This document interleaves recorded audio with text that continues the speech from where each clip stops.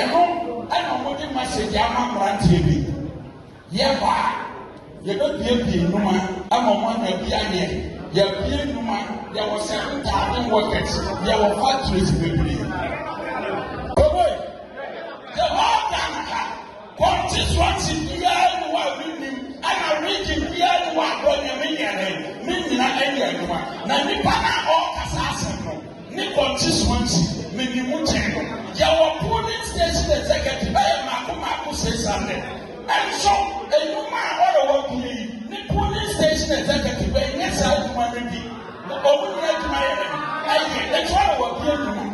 kan yɛ ba omi abɛyɔ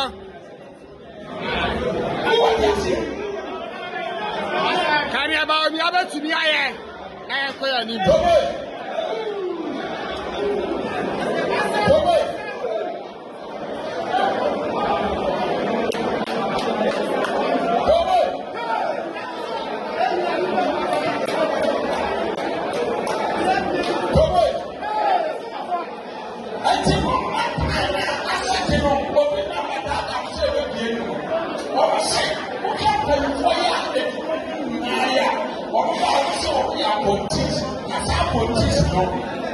Wɔn yɛ akɔnfo na wɔn ti yɛ wura bɔ wɔn akyi. Ɛnyɛ NDC na ɔde message ma wɔn.